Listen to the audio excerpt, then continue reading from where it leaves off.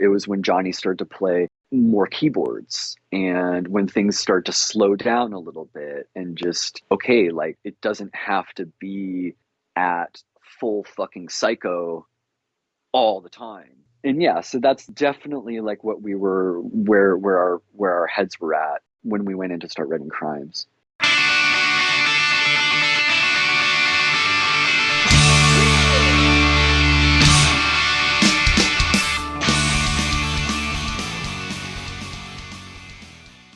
Welcome, everyone, to This Was The Scene, the podcast that takes a look back at the late 90s, early 2000 punk scene. I am your host, Mike Doyle. Before we start, I have a Patreon where I only charge $1 a month, so that's like 2.5 Starbucks coffees a year that you'd be giving up just to support this wonderful podcast. If you want to check it out, go to patreon.com/thiswasthescene and give me your money.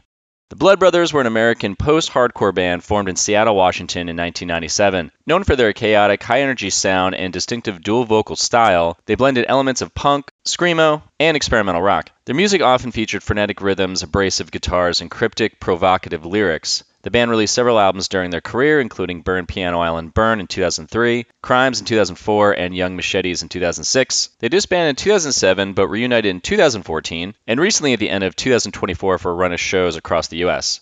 Okay, so before the interview starts, bands that I was really into back in the day were like Glassshot, Coalesce, Every Time I Die, Under Oath, Norma Jean. There's a certain vocal style there that I was really into. Kind of like a deeper scream, I guess, if it was like a screamy band. Back in the day, I knew who the Blood Brothers were, but I never really gave them a chance because it wasn't like my style of music. It was just like too fucking thrash and in your face, which I wasn't like, I guess, ready for. I don't know if that even means anything. But there was a comp where Camouflage was on, and I was like, okay, I dig this because there was like some melody in it that I really dug, but I never really paid attention to it. Fast forward to literally last October when they got back together for these reunion shows, and there's this video online of them playing at Friends Forever Fest. And the video I saw is where they open with Set Fire to the Face on Fire, and I'm like, how the fuck did I not get into this band? So since then, I've just been doing a deep dive into these guys and like their records and like past videos and just really, I just fucking have fallen in love with this band. So it's better late than never, and I just like to be honest with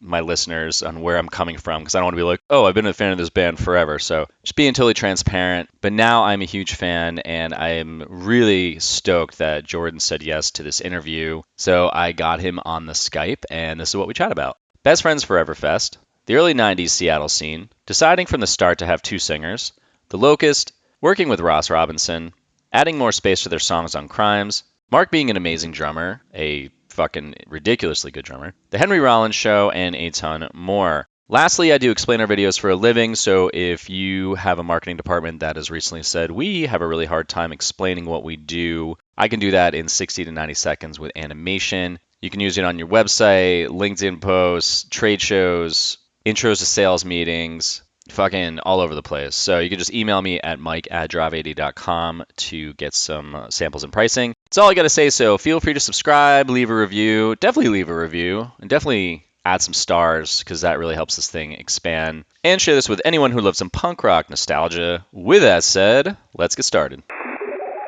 Gotta be honest, like I love the sound, like the kind of music that you guys make. Like I grew up loving like that screamy kind of sound, and then there was like back when you guys came out, it was like a little bit too much for me. I've always known about you guys, and then you guys just came out. I started just watching all these videos and just like really fucking started diving deep, and I was like, how did I not fucking get into you guys so much? So it's almost like 20 years ago me is now like getting into you guys now. I just figured I'd say that and just be like honest, but it's, you guys are fucking great. Thank you. Appreciate it. Better late than never, you know. Yeah, because when I saw the video of you guys playing the Friends Fest, The one in Las Vegas? yeah, so I was watching the video and I'm like, I gotta go listen to this shit more. And 'cause I was into Camouflage back in the day because I heard it on a comp. But anyway, usually what I do is I go back in time, start about the origins of the band, and talk about the history. And in your case, you guys break up and got back together. But I kind of want to start with just asking, like, how wild was it to come back after a long hiatus and be asked to headline, like, Friends Forever Fest? Be, like, the top of that bill. That one kind of fell into our lap sort of by happenstance. We had been planning our tour for probably a good 2 years. We were planning it around the 20th anniversary of our record Crimes. That came out in fall 2004. We were planning on doing these shows in fall 2024. So we had I think probably it's the same with any band that's doing a reunion tour. It's a lot of planning because members are in different cities, different states. Everyone's got careers, families, other bands. That was all kind of what we were trying to juggle in our case. And so it took a bit of time to line everything up and get everything set up. But then a couple weeks, maybe a month, I don't know, before we were set to announce, or no, excuse me, I'm sorry. We had already announced that our tour was going to start in the fall, but then Best Friends Forever Fest had one of their headliners drop out. We'd done like a little bit of practice before they had asked us, but when they asked us, it kind of really forced us to get our shit together because we just it just accelerated our timeline. We had all of our rehearsal time booked out to be a couple weeks before the tour was set to go. The festival was going to butt right up against that, and so I think we only really practiced as a band like a weekend or so, I want to say, before that festival. And so, you know, it was a bit nerve wracking in some regards, a bit sort of exhilarating, definitely pretty loosey goosey, but we all just kind of tried to approach it with a spirit of fun and, and just try to do our best with it. And the people at the festival were really sweet, really accommodating, and the bands that we got to see again or meet or you know hang out with couldn't have been sweeter. And we got to see the Jesus Lizard. They played right before us, which was awesome. Yeah, because I'm looking at the flyer right now, and it's so funny. Like you guys, the rest of it's a pretty chill lineup, not too much intensity, except like you guys, Murder City Devils aren't, I wouldn't say as intense, but it's just so funny because it's like you guys and it's like Captain Jazz and Sunny Day Real Estate. I'm a huge Sunny Day Real Estate fan, so it's just it's funny to be like, all right, we're gonna be before those bands, and you know they're gonna kind of chill out everyone afterwards, but we're gonna just like really ramp it up. Any festival I've ever played in my life, I've felt a bit like a fish out of water. This is no exception. You know, there's a lot of bands on that festival that I grew up listening to and absolutely loved. Unwound comes to mind. You know, we were all huge Unwound fans. They played a different day. Festivals are always kind of weird. You're just kind of thrown up there and you do your best. But this one was really fun. You know, we all had a great time and just tried not to take ourselves like too seriously. You know, you can't. You know, you just have to kind of get up there and do your best. I kind of noticed that I've been really watching a lot of old videos I can find on YouTube, you guys playing live, and there's a difference. Like, it almost seems back in the day, I mean, which it would be when you're starting off, we're a band, it's either like we just love playing or we really have something to say, and we're in like the sound that you guys have, it's kind of a driving force of we're here to fucking break shit down, like live.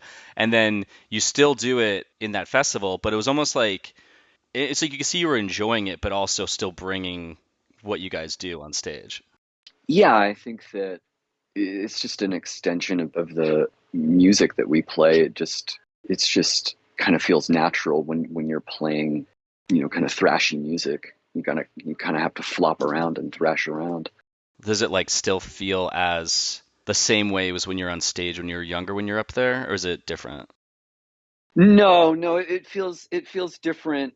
I'd say there's a lot of stuff that made the experience different. One, you know, we're all 20 years older. I felt personally that I was coming from it with a more profound sense of gratitude than I did when I was in my early 20s. In my early 20s, I was, you know, you're just kind of caught up in the thing, and there's so many things throughout your day or how you view the band, how you view your relationship with your bandmates, you know, all these things that you get kind of caught up in, and it tends to take center stage. And for myself, I was never one to really kind of step back and take a moment to really acknowledge how fortunate I was to be doing what I was doing. You know, for me, it took me quite a few years to get to that place.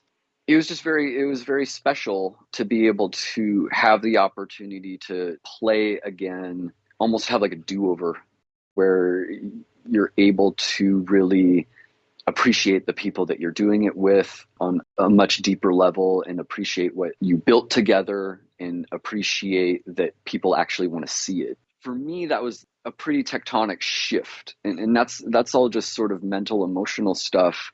The physical side of playing, I felt I felt as if the energy that we were giving and the energy that we were receiving from our audience just felt incredibly heightened. It felt like something that had been pent up for years and that had been released.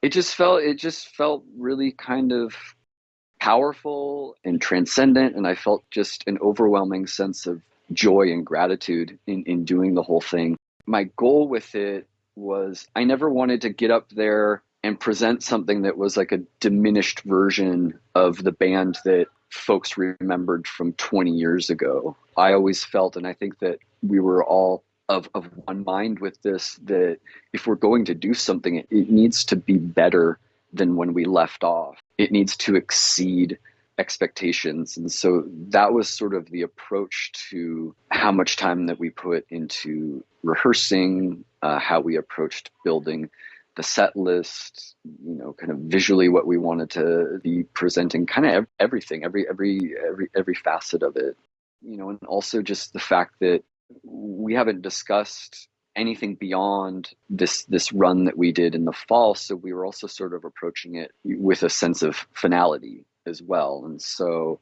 kind of playing every show as if it's like the last time that we're going to be playing this city, the last time that we're going to be doing this together.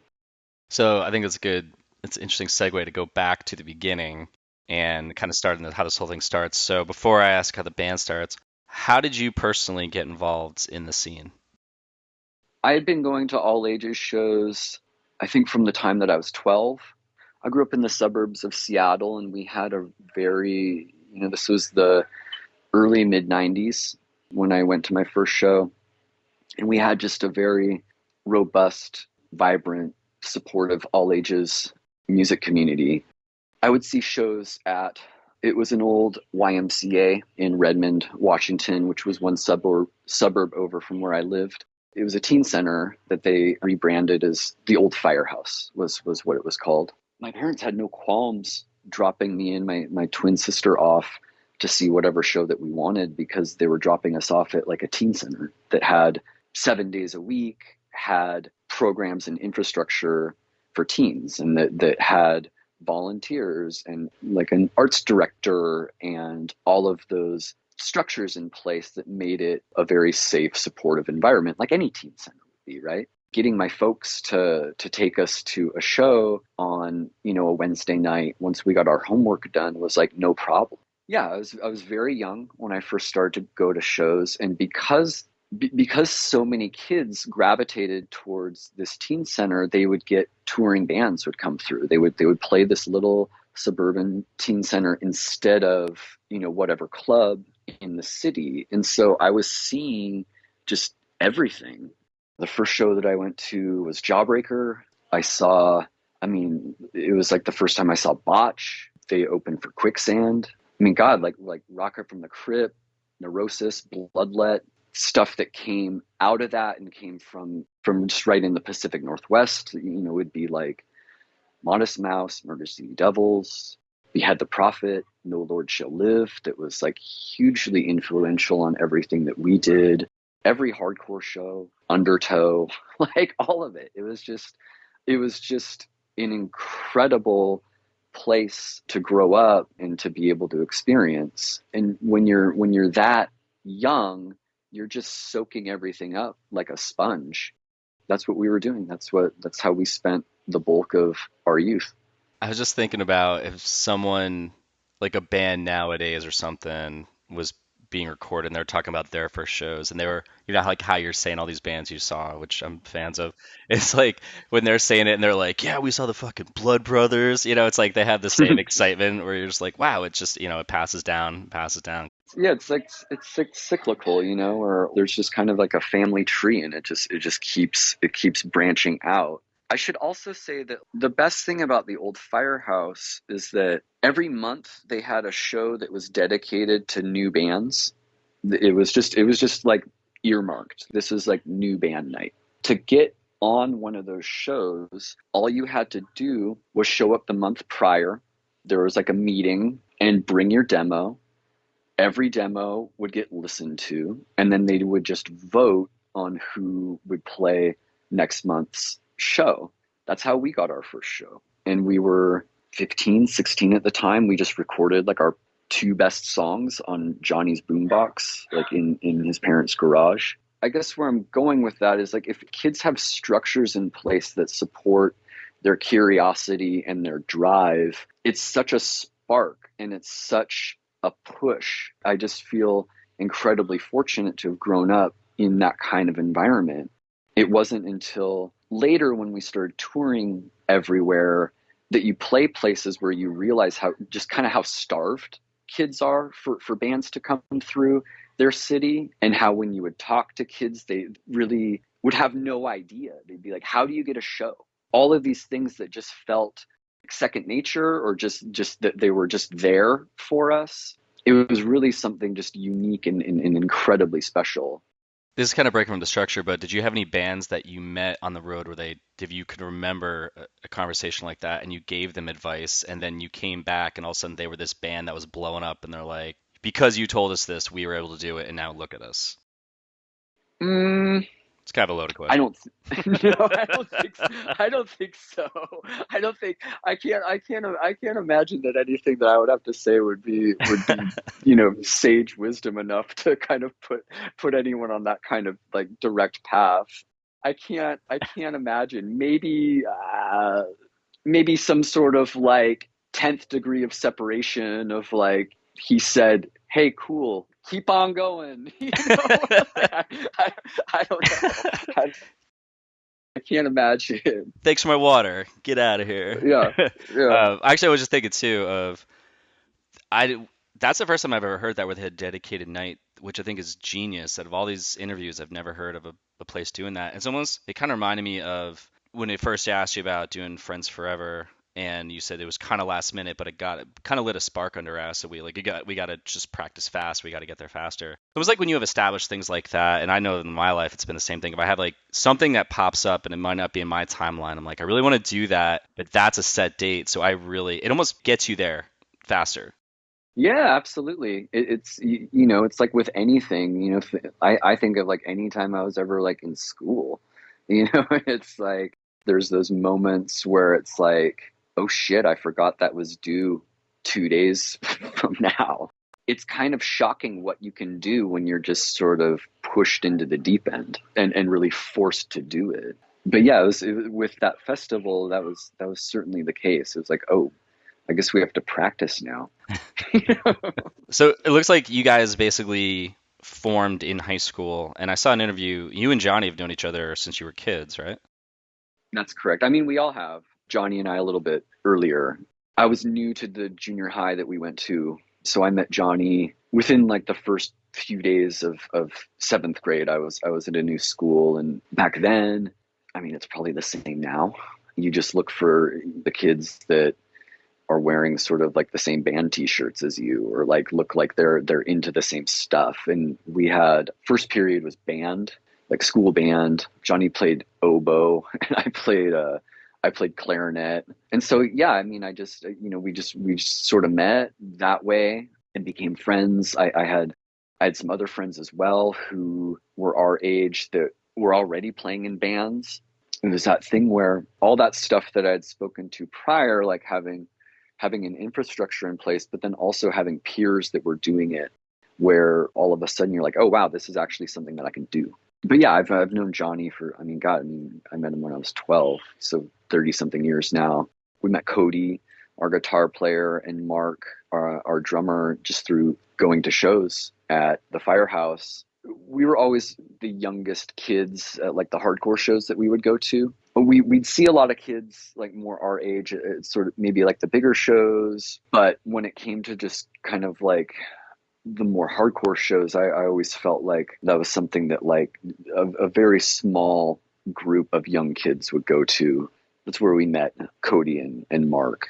Morgan was playing in this really, really scary hardcore band. He's a few years older than us. He was playing in this hardcore band with like ex-members of Undertow called Nine Iron Spitfire. and they were super brutal, and like they'd do shit like, you know, turn off all the lights when they were playing, and it would just get scary, you know, because we were all like really young and like really little, you know, like we're pretty little guys, and so that's how we met. That's how we met Morgan. So starting off, you guys have always had this similar sound from the beginning, right? Just very intense, and it was never like we're a pop punk band and just progress into this, or what was the? Correct. No, I mean, I think maybe it started out a little bit more punk leaning, Mhm. but yeah, it was always two singers screaming, pretty discordant, thrashy. Well, actually, to that, when I was thinking about it, when you start off and you're like, "Hey, man, let's start a band." It's cool. I want to sing. They're like, "Well, I want to sing." Was there ever this back and forth, or was it just starting from, "We should have two singers. Let's go in this direction"? No, it's more intentional. Yeah, it kind of comes from like crust punk. Like a lot of like crust punk bands have two singers, and there was a band in Seattle called Area 51 that had a male singer and a female singer. They were incredible. They were super brutal punk band. They'd sing about, you know, killing cops and stuff. Members of that band, almost every member of that band went on to be in the Murder City Devils and also another band that we loved, Death Wish Kids. It was very much a band structure that we had seen and connected to and wanted to try. It helped that I don't really play any instruments with any sort of competence. so so I was like, yeah, singing is or screaming is what I want to do.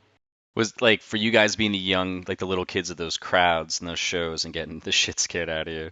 Was there something that backed the sound when you're playing that it led to? Because the sounds of it, it's so forward, like in your face. Was there kind of like from that it pushed you to be like, we have to push a little harder to stand out, or it just kind of naturally happened that way? No, you're just young and you're trying to kind of emulate all the stuff that you love, and the stuff that we love just happened to be like fucked up and jacked. Like that's the stuff that we gravitated towards, the stuff that was like really chaotic. It's just energy. It's just energy music. Also, when you're that young, you have all that energy that you want to thrust into doing something, and you're less self-conscious, you're less self-aware, so it reflects in your decisions and how you know how you write your music and how you know flop around on stage and go nuts because you're just young, and it's just kind of what you do. Was there any like driving force behind that though, like personally? Where the thing I've noticed is that I've done some interviews with bands that have I hate using this word constantly, but just like an aggressive sound, whatever, just like fucking loud and awesome and just thrashy. And every time I talk to them, it's like you guys are like the most chill dudes. Where it's not like I was expecting you just to be fucking wild and crazy or anything like that, but it's almost like were you guys in general, like the five of you, like outside of playing, was there any intensity in any aspect where you're like, we like to go and break shit, or we're just like, we just read comic books and made this music, or what were you guys like just individually outside of the band? I mean, we weren't going out and like breaking shit. I think we're all pretty, you know, we're all. I mean, how obnoxious would that be though? If you like think about that though, Yeah. if you sort of like reverse engineer that, like if every like aggressive band that was just like a one-to-one extension of like how they were as people, like it just like, it'd be terrible, right? You know, just like you just like backstage just breaking shit and like ruining things and just being like just shitheads. Like no. I've asked the question before, and I always listened back, and I'm like, it sounds so stupid, but it's more of like there's an internal thing that comes out when you play on stage. Like I It's just a release. It's just like an absolute release. where you're like sometimes can maybe surprise yourself. You're like, fuck, I didn't even know I had that in me when I got before I got on stage. Yeah, I think so. Yeah, absolutely. But also you just kind of go to a different place. You just become part of something that's bigger than yourself. You become you're greater than the sum of the individual parts, and it's just something that comes out. There's nothing comparable in everyday life that I can think of that matches the energy of like a hardcore show or like a punk show. You know, for me, it was just it's one just simple act of release. It's doing something that feels like communal. It's also just basic human connection. on a very visceral, intense level. I won't.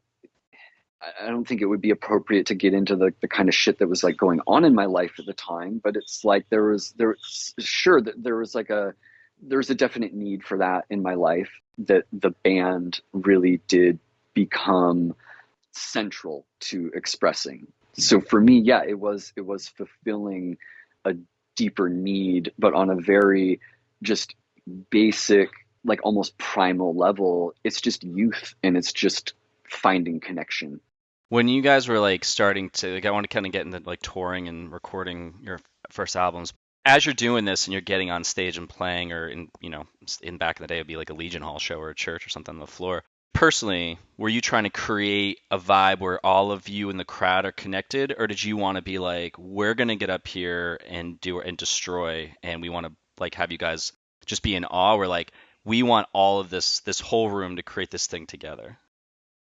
I think kind of both. I think that I think that we connected with both of those approaches. We had grown up, like you said, playing at and going to shows in VFW halls and church basements and like houses, living rooms, all that kind of stuff. And there's something just so unique and special about that level of closeness and connection with an audience. You're very much just doing something together. There's no real separation at all. But then also there's bands that we would see and artists, like from different eras that are larger than life. I'm a huge like Sonic Youth fan, and I got to see Sonic Youth so many times. But when you see Sonic Youth, you're seeing them with like 20,000 other people, and there's also something that is just so electric about being in a sea of people, and kind of that scale of something is pretty awe-inspiring. Or we were really into stuff like the Stooges or Iggy or T-Rex or Bowie. Those are almost like mythical, godlike creatures, especially like in the mind of like a 16-year-old. And so we were sort of consuming all of that stuff.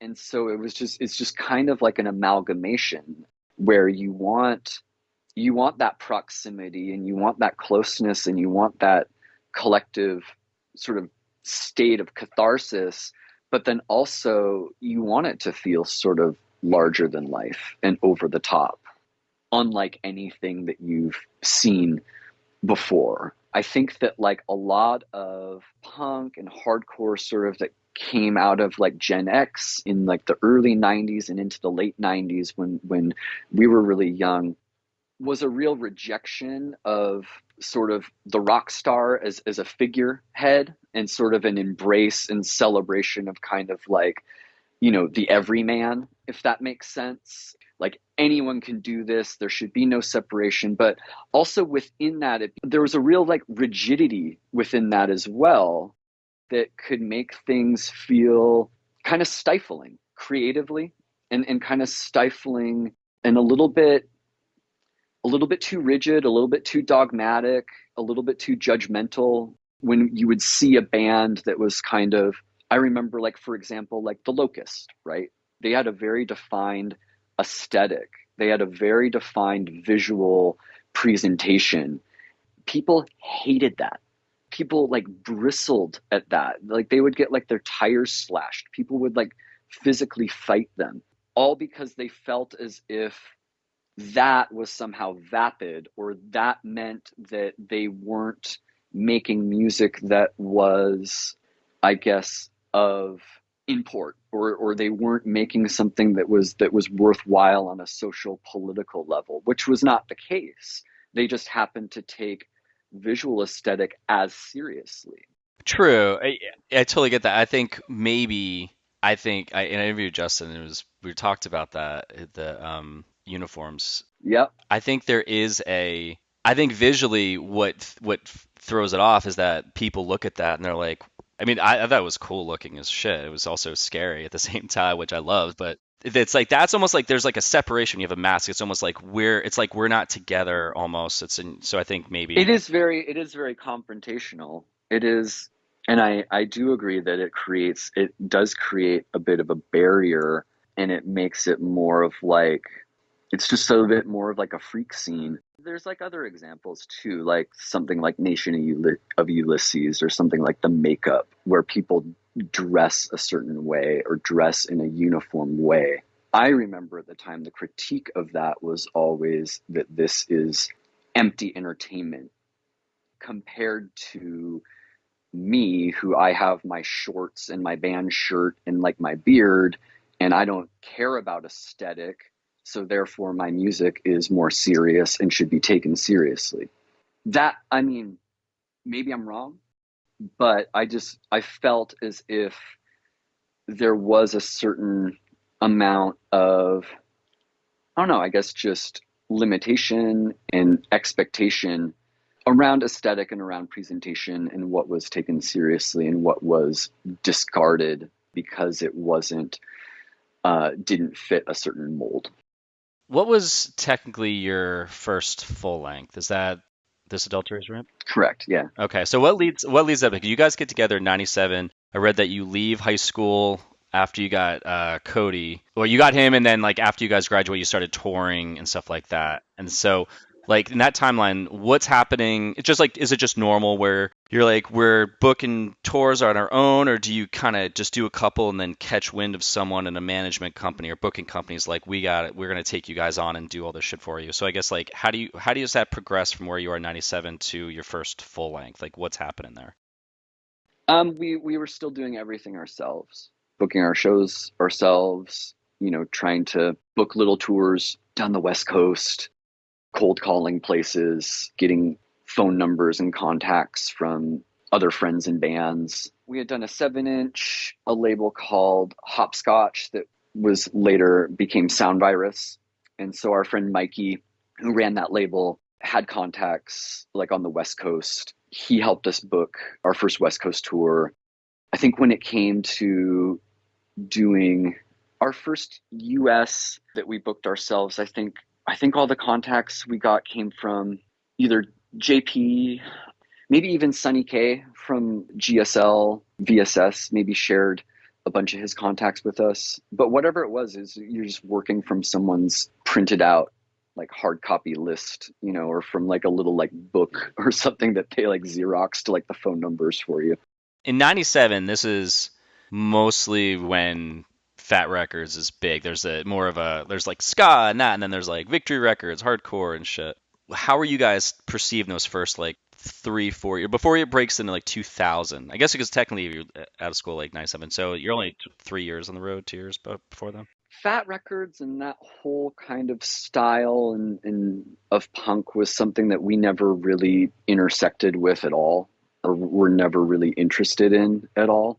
The shows that we were playing regionally were places like, if it was in the suburbs, it was the Firehouse, like I'd mentioned. If it was in the city, it was places like the Velvet Elvis or Rock Candy, Graceland. It was just, your kind of punk clubs, punk hardcore clubs, or just cafes, basements, VFW halls, churches, all that kind of stuff, but all like very, independently run. It all felt like part of underground music. And then it would be the same anywhere else that we played, outside of our home state. It would just be like whatever version of that was in Portland or San Francisco or LA. Yeah, it just felt like it was very much word of mouth, very much just making connections and friendships with bands that we would open for, and just remaining close and asking for help when we needed help, and just trying to do everything to the best that we knew how, and just kind of figuring it out as we went along. Real quick, if you're looking for an explainer video or someone to do motion graphics for your company, check out my company, drive80.com, and you can email me at mike@drive80.com for more info. That's all I got to say. So now back to the interview. So when you guys do Burn Piano Island Burn, you do it with Ross Robinson. So like, what were some of the things he did to what were some of the things he pulled out of you guys that you might not have creatively had on a previous record?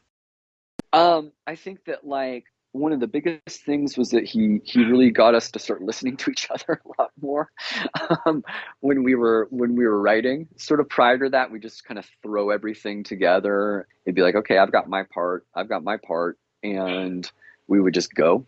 It was part of just like the overall chaos of the band and the sound, but he got us really to kind of hone in on one another and just really focus on what each other were doing, how we could accentuate what each other were doing, how we could all individually be bringing our absolute best selves to whatever song that we were working on in the moment. Does that mean he'd make you play it over and over again, for guitars, like you could do that better, or vocals, like you can hit that note better, you could do a different note here? Was that this kind of stuff? I think everything that he does is he's seeking that moment of sort of transcendence. He's seeking that moment where everyone is just so fully committed on such an intense level to whatever song or part that they're playing together that it just becomes something that is impossible to replicate again. He knows what he's looking for. He'll push you to get there, and he'll push you to a place that you didn't think that you were capable of getting to, and then push you further. And then once you've just gotten to just kind of like the absolute peak of what it is that you can do, that's when he's got it. And so I think practically what that would mean, it could be a lot of takes. I don't really remember us, needing a ton of takes, but he's just looking for that one. It all starts with the drums, probably like with 99% of any band recording, like that's your foundation. Part of it is like we're all in the room together playing live. There's no way around that. He wouldn't do it any other way. We wouldn't really do it any other way. And so it's us in a tiny tracking room. Our main focal point is Mark and the drums. Every one of us pushing ourselves to our absolute limit and seeing how far and how hard we can push ourselves in that moment. He's usually in there with us. He's pushing you, but he's also like your greatest champion. He firmly believes that what you're doing in that moment, in that room together, is the most important thing on earth. When you have someone who is that committed to you, it's a really powerful force, and it's a really powerful motivating force. I hate to kind of use like a sports analogy or something, but it's like the best coach in the world. You don't want to let that person down because they believe in you so fully. Is that exhausting or invigorating? Both, because you're like every take that you're doing, there's an insistence that you're not taking any of them off. You're not phoning it in. Every single one is like as full on as you can possibly muster. So yeah, it was very physically exhausting, but you're playing really physically demanding music, and so that's what it requires. Getting the initial takes, I don't think that there's any world in which he would accept that everyone's isolated in their own corner of like the studio, sitting down in stools, playing their guitar or whatever. It's like you're all in there together and you're creating something of monumental importance. That's like the vibe that he brought to it. But he's like the most positive, just supportive. There's few people that I've met in my life that have believed in me the way that Ross Robinson did. Can you look back at some of those songs and be like, I think I know the answer is yes, but like you're listening to it and you're like, man, I never would have gotten there without that dude. Like I never even would have thought to have gone that direction. Yeah, absolutely. Yeah, absolutely.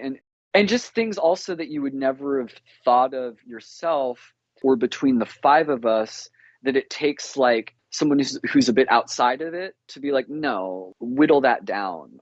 It's just very simple things. If he's accenting twice with his crash, why aren't you guys accenting with him? Like just there's like the practical side of it like that. but then there's also sort of the mental emotional side of it. He excels at both. For the music that we had written for that record, I couldn't think of anyone who was more perfectly suited for that record and for where we were at that moment. And he brought out the absolute best in us. It wasn't until, I mean, I didn't really fully appreciate it because I was 20, and I don't think any 20-year-old really fully appreciates what they have. um, at least I didn't until later. And he's a dear friend, love him to death. I was really proud to have him see one of the LA shows when we played a few weeks ago on this reunion run. Yeah, he's just the best. Who recorded Crimes? John Goodmanson, who's also the best in very, very different aspects, and that was particularly suited for that batch of songs. John did a ton of stuff that we loved. You know, like I'd mentioned earlier, how much we loved Unwound. He worked with Unwound. He worked with Blonde Redhead. I have a twin sister who plays drums. She played in a band, The Gossip, whose records we loved. He did like Bikini Kill. It was a very different approach from Ross and a very different sound. But for what we wanted to achieve with Crimes, again, he was perfect, and he's great. I feel like you guys, it's like in the next ski, like between those three producers and those three albums. I mean, you guys just kept climbing and climbing from what I'm remembering. Did you fight it at all when you went to a new producer and you're already established with like Ross? And you go to the next and you're kind of like, well, and he's like pushing you for this new direction, or are you just openly willing to just go with it? With Guy, that was John and Guy. So we were like really special. We were like double blessed with that because like we had done a record with John before. So we were coming in doing our second one with him and then getting to do it with Guy. It was amazing. It was just like an incredible experience. We worked with Ross when we were incredibly young. I was 20, Cody was 19. At that age and at that time, and just kind of where we had come from, we kind of thought that we had everything figured out, because we had been doing things essentially, on a very DIY level for, since we were kids. We didn't understand what a producer even did. We didn't understand, like, we were very, very skeptical of anything that was coming from a major label world. And so I think his biggest challenge was just fighting our knee-jerk resistance to anything. I think it took quite some time for him and us to build a relationship of trust. Looking back, I wish that I had gone into it with more of an open mind. I wish that collectively we had more trust and were able to sort of concede more and take direction more. But that just wasn't where we were at. We were really headstrong 20-something-year-olds. I kind of have to forgive myself a little bit because it's just kind of, I don't know, like I think that's just kind of how a lot of 20-something-year-olds are. You talk to someone who's 21, they think they've figured it out. They think they know everything about how the world works, about how, music should work, all of it. I wish that we had been much more receptive. I think that if we had been more receptive, our record would have been a lot better. Although I'm proud of that record. But then we were able to all of the lessons that I think that everything that Ross was trying to sort of communicate to us and trying to get through to us, I think we really did then take to heart. I think we went into Crimes just with a lot less guarded, a lot like we were just like a lot more mellow and open, but we had also stripped our songs down a ton. So we were in a place where it was just feeling a lot more free and a lot more loose because the songs were just less dense and less, they didn't have 30 parts to a song. We were working within a bit more like traditional song structure and just trying to kind of distill the songs down to like their best ideas. Everything felt a little bit more song-wise focused and dialed in already. And so we weren't having to do a lot of work, I think, with the actual songs. We could just kind of play around and sort of approach the whole thing with like a little bit more curiosity and just have a little bit more fun. Yeah, it was a very different record from, Crimes is very different than Burn Piano Island Burned. John was awesome. He was like just he was a little bit more straightforward and kind of like there was less of that kind of motivational factor. He could hear obviously when we were getting really good takes, but it was a little bit more just sort of straightforward, cut and dry. Like, all right, fellas, what do we got? Like, let's hit record and okay, I think that's the one. Did you want him to be though? Did you want to be more like Ross at that point? No, we were looking for something different. We wanted it to sound like a little bit more airy, have a little bit more space because the songs themselves, like, we wanted them to have a little bit more room to breathe because everything on Burn was pretty much, it was just punishing from like the start to finish. We were looking to create space, and John was the stuff that I referenced. There is that sense of space and breathability to it, like with like a Gossip record or a Sleater Kinney record. It's like simple instrumentation. Yeah, it's just a different vibe, and it was what we were looking for those particular songs. But he's amazing, and I think kind of full circle. Like maybe 10 years ago, me and Cody were in a band called Headwind City, and it was with our friends JP and Gabe from The Locust and our friend Nick from Yeah Yeah Yeahs, and we got to do a record where Ross produced it and then John Goodmanson mixed it. It was like sort of bringing in like our favorite people to work on it. That was also a really, really special experience because it was kind of like this idea of like a do-over where I got to record with Ross again, but at a time where, okay, now I'm in my mid-30s and I'm coming from less of a place of like ego and what it is that I want and my vision for things or whatnot, and just being much more receptive to everything that he had to offer. And it was a wonderful experience being able to do it with him again, coming from an actual place of appreciation and like gratitude, and not just being like a shitty 20-year-old. Do you think from touring leading up to Crimes, all the touring you guys were doing, that caused a need for space? Because you're like, yeah, we got to add some fucking breaks in these sets, or was it just? Yeah, absolutely, yeah, absolutely. Because they're like they're just like they're really physical songs to play. They don't take any breath, and it's also just there's just like the practical side of it, right, and like the physicality of it, and there's just also like as you keep going, your tastes naturally change, and you look for different things out of music. We weren't listening to None of us were listening to like a lot of hardcore at the time, and so we were trying to reconcile how do we incorporate the sounds and sort of like the influences that were really speaking to us into this template that we've built. How do we fit a seemingly square peg into a round hole?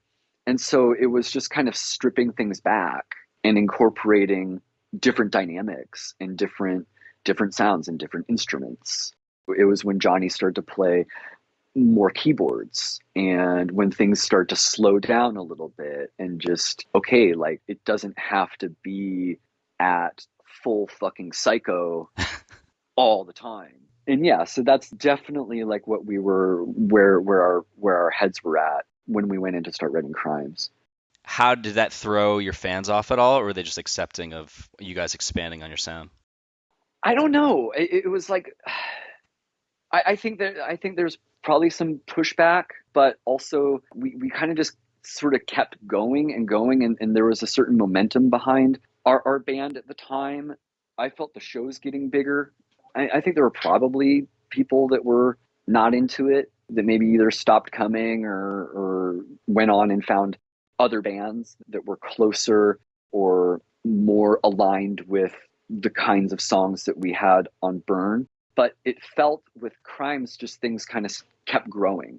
And so I felt that we were reaching more people, and there was something that we were doing with that record that was connecting with more people. I think just from my perspective, because I like harder sounding stuff, and I do appreciate though when a band that is pretty intense to listen to, where they do give a little breath of fresh air, because I love melody and I love space. And I remember, I don't know if you were ever a fan of Norma Jean. They did this one record and they recorded with Paige from Helmet. And I remember Corey in the interview was just like, yeah, he told us to like add space, and then you can hear it in the record. There's like stops, and it's like everything will stop and the guitar will play with the drums, and you're like, whoa, I love that direction. So I mean, I just personally always appreciated that.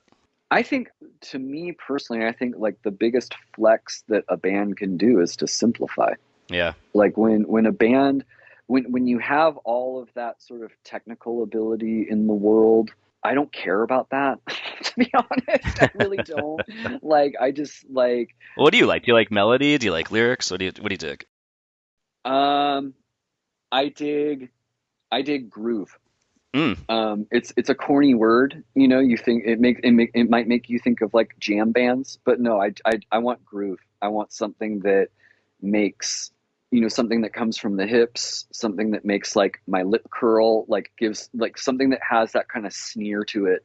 The Rolling Stones are probably my favorite band.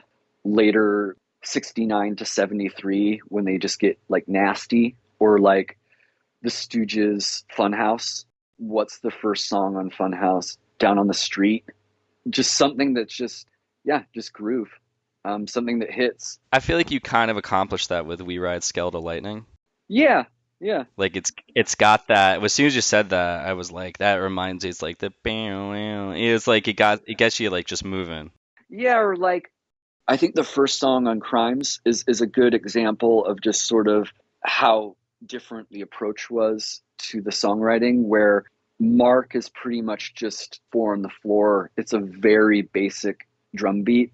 But if you can play a beat that's that basic, that just makes the hair on my arm stand, or that just grooves that hard, that just sounds that filthy, but you're just hitting like snare and kick, to me, that's the sign of a really, really good drummer. And it's, again, it's why I don't care about technical proficiency. I want someone with like really good feel and really good swing that makes you have to move to it. I guess it's not conceited if I'm not talking about myself, but like I just firmly believe that Mark is just. I mean, he's like my favorite drummer. Dude, that guy is fucking stupid how good he is. It's so good. But the thing about Mark is that it's all informed by a sense of taste. It's not coming from any ego. It's not coming from any need to kind of show off or like make something tricky because he wants to show that he can be tricky. It's all in service of the song, and what he plays is perfect for whatever the riff is. If you have a riff, as soon as he plays to it, that's it. That's the song. It's like he creates that feel. He's self-taught. It's all informed by, I mean, it's like Wu-Tang is foundational to like his sense of beats and rhythm. If that's sort of like your foundation, then you're going to be a sick drummer. There's no way around it. He's the engine. He drives it all. He's incredible. I love watching him play. I love hearing him play. He's the best. He's so locked in when you watch videos of him, and you could tell, like you said it. It's, again, I mean, I don't know the guy at all. I know from watching videos and listening to the songs, but you can see in his eyes, like he is just like he's there for the song. It's like there is no twirling of the sticks and all this other shit. No, that's no bullshit. The other thing too that I appreciate is he doesn't play a huge kit. I hate huge kits. Like, get that bullshit out of here. Like, get that. Like, why do you need that many symbols? Why am I seeing that many symbols? It's like, it's very simple. I would much rather see what someone can do with a limited amount of resources. Yeah, I love it. So sorry, that was just a bit of a tangent. I love that. I agreed with everything you fucking said. So when you guys get on Henry Rollins and did his show, you guys were so fucking on when you did that. Leading up to it, that was just years of touring and playing, or did you guys kind of say, all right, we're playing this, we got to practice a little bit more, or you were just in the middle of being on the road and that just happened to be at some point and you just kind of kept going? Yeah. If I remember correctly, we were in the middle of a tour. If I remember correctly. Or maybe we had just finished recording Young Machetes, and so we weren't coming in there like completely cold. I guess is my point. We've been playing together either on tour or in the studio for quite a while leading up to it. But the other thing about that though is that they did everything there to make you feel really comfortable. It wasn't like, like a late night TV show where you're playing in front of an audience. They're in like a proper recording studio. Off to the side of what you see on film, it's like a full on like console and like control room. Their whole thing was like one of their sources of pride, and they were very intentional that like, we want bands on here to sound good, because every time a band comes and plays like live television, it's such a roll of the dice. There's times when like it just sounds awful. We maybe did 3 takes or so, and they filmed it all, like, they had it on dollies and stuff. You're just playing for like the crew, and then Rollins. It's like Jesus. it's like on like a stool, kind of sort of like in your sight line, and you just do your best because you're fucking playing for Rollins, and it's like, how are you going to impress fucking Henry Rollins? And then he says that you're there to save the world. Man, he was awesome. We got there and we're like loading in and stuff, and the producers are like the first people to greet us, and they were like, Henry's here and he's like really excited. He'll come out and say hi like in a little bit. Just he'll come out when he's ready. And it sounded kind of like they were like describing like a caged animal or something. Don't approach, like let him approach you. But everyone else has like equipment to set up except me, so I'm just kind of like in like sort of like the general, like, how like every studio has like a little like kitchenette type thing, and so I'm just like kind of there. And then he came out and he was incredibly kind, incredibly gracious. I was really hyper aware. Like I didn't want to just bombard him with like questions about like Black Flag or like whatever, or like, like that Saturday Night Live skit with like Chris Farley where he's like interview, like, remember when you were in Black Flag, I didn't want to do that. So I just kind of like he was just like really great conversationalist, and he just sort of led the conversation. And mostly I remember mostly what he talked about was like how people knew him like at the time way more from like the little sort of segment that he did like in the Jackass movie. He was like, I get approached about that 1,000,000 times more than any Black Flag music thing, Rollins band thing, anything that I've done. People recognize me from the Jackass movie and want to talk to me about Jackass. So that was really fun. And like he was just like a really great, funny, kind, self-deprecating a bit, just humble, mellow guy. Like it was lovely to meet him and talk to him. And he was also, I remember he was really proud of the work that he did with like injured vets. He did a lot of, I can't speak to whether or not he still does this, but he did a lot of hospital visits and like a lot of kind of work with vets. And he talked a bit about that, but I got the sense that that's what he was sort of most kind of focused on at the time, or at least most proud of that he was doing, or like what was going on in his world like at the time. You were saying how he's sitting on the stool watching you guys. Is because you're facing basically like Mark and Cody the whole time. Was he behind you? Because like you don't really move, or that, I mean, that might just be your stage presence.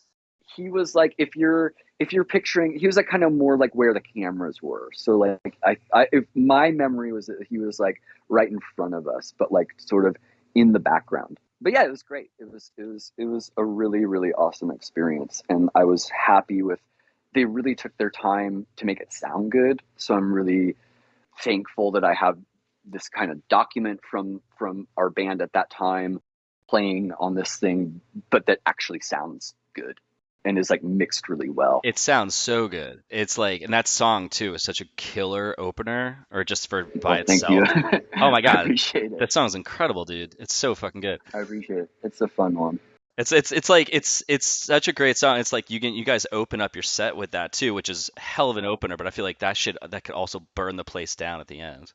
Yeah, it's like it's also kind of presents like a problem where it's like, okay, like where do you go from there? Yeah. Like you play that first, and then it's all downhill from here. Like we would joke when we were recording it that like we had written ourselves like a hockey anthem. We were like, this is gonna be played at like hockey games like for generations to come. Like whatever.